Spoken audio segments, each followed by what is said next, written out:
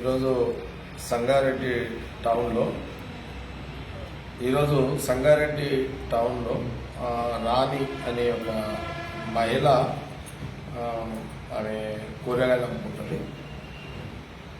గత కొన్ని 4-5 రోజుల నుంచి నాకు సంబంధించిన కార్యకర్త పూనాంజీ అని సోమేశ్వరవాడలో ఉంటారు. ఈ రాణి కూడా అక్కడ సోమేశ్వరవాడ సంగారెడ్డిలో సోమేశ్వరవాడలో రెంట్కుంటుంది. ఆమె కొడుకు హమాలి పని చేస్తాడు. ఆమెకు ఈ మధ్యకాలంలో క్యాన్సర్ అటాక్ అయినట్టుంది.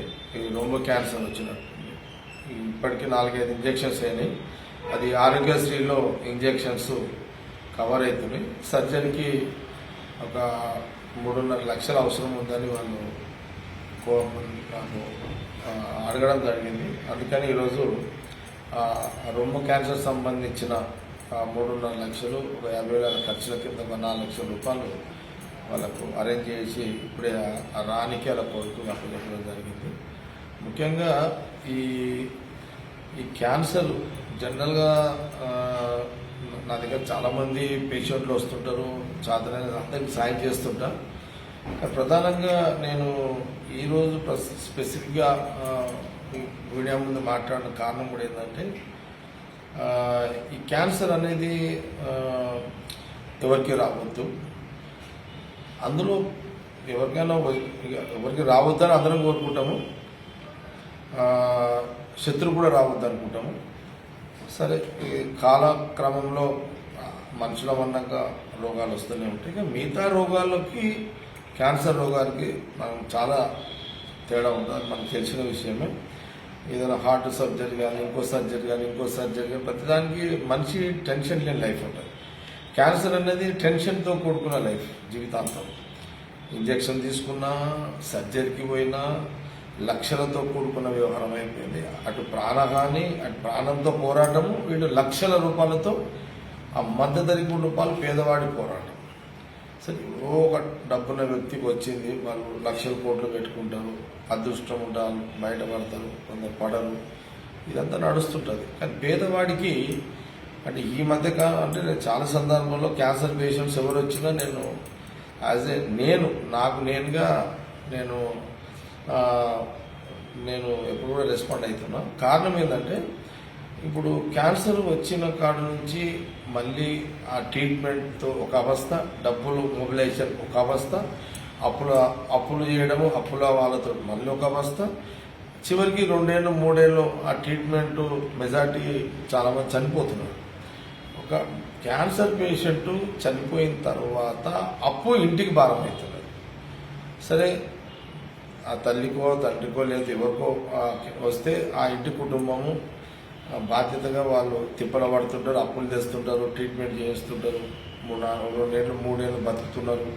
టైం బాగాలేని రోజు చనిపోతున్నారు. చనిపోయినాక మళ్ళా చనిపోయిన బాధతో పాటు ఇంటికి ఆర్థిక భారం అయిపోతుంది. కొందరికి 15, 20, 30, 40, 50, కొందరికి 70 లక్షలు, ఇట్లా లక్షలలో వెళ్ళిపోతుంది. అంటే ఒక క్యాన్సర్ పేషెంట్ ఇటు బాధ, తర్వాత అనుకోని పరిస్థితులు చనిపోయిన తర్వాత ఆర్థిక భారం ఇంటికి బాధ. ఇది నేను బాగా గ్రహిస్తున్నటువంటి విషయం. అందుకే నా నియోజకవర్గంలో ఆర్థిక ఇబ్బందులున్న ఎవరికైనా అనుకోని క్యాన్సర్ పేషెంట్ వస్తే క్యాన్సర్ ప్రయారిటీగా మన మధ్యలో కూడా ఒకరు అడిగితే కూడా హాస్పిటల్ 10 lakhs ఇచ్చిన, వీళ్ళు ఒక 3-4 లక్షలు అడిగిన, 4 లక్షలు ఇచ్చి ఇవ్వడం జరిగింది. ఏదున్నా మన చేతిలో ఉన్నది కాదు, దేవుని కోరడం అంతే. ఎవరికి క్యాన్సర్ రోగం రావద్దు అంతే. వచ్చిన కాడ నుంచి ఆ ఇంటికి నరకమే, వచ్చిన వ్యక్తికి, ఆ కుటుంబానికి నరకమే. ఇది ఘోరమైన రోగము. సరే, కాలక్రమంలో ఎప్పుడో దానికి మందు చచ్చిపోకుండా ఆర్థిక భారం కానీ మందు త్వరగా మార్కెట్లోకి వస్తే అంతకంటే సంతోషం ఇంకోటి ఉండదు. కాబట్టి దీనికి దాని ప్రాధాన్యత పెట్టుకొని క్యాన్సర్ పేషెంట్లకు సంబంధించి ఎవరిన దృష్టికి వచ్చినా వాళ్ళకి రెస్పాండ్ కావాలని ఒక నిర్ణయం తీసుకోవడం జరిగింది. నేను చాలా సందర్భం చాలామంది చేస్తున్నా. ఈ స్పెసిఫిక్ ఈ మధ్యలో ఏదొచ్చినా, ఇప్పుడు సపోజు కొందరు నా భార్య కూడా నిర్మల కూడా చాలా ఫోన్లు వస్తుంటాయి మా కార్యకర్తలకు కానీ అందరు ఫోన్స్ అంటే క్యాన్సర్ మీద ప్రత్యేకంగా ఆర్థిక స్తోమత లేని వాళ్ళకి ఆర్థిక సాయం చేసే దాని మీద కొంత మేము దృష్టికరించి దానికి హెల్ప్ చేయాలనే ఒక నిర్ణయం మీద మేము పనిచేయడం జరుగుతున్నాం. జనరల్గా మిగతా చాలామంది పేషెంట్లు నా దగ్గరికి వస్తారు, కానీ వాళ్ళకు చేస్తుంటాం. నేను అది ఎక్కడ కూడా మీడియా దృష్టికి తీసుకురావడం లేదు, నాకు ఆ ఇంట్రెస్ట్ లేదు. ఇది కూడా నాకు ఇంట్రెస్ట్ కాదు.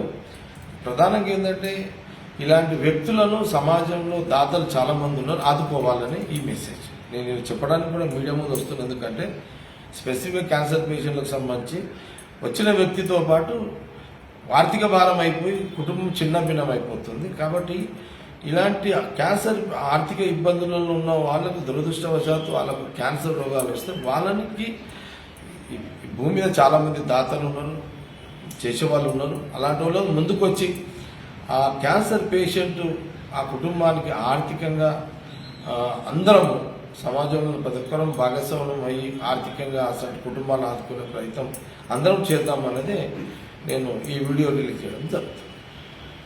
Subscribe us and press the bell icon for more interesting updates.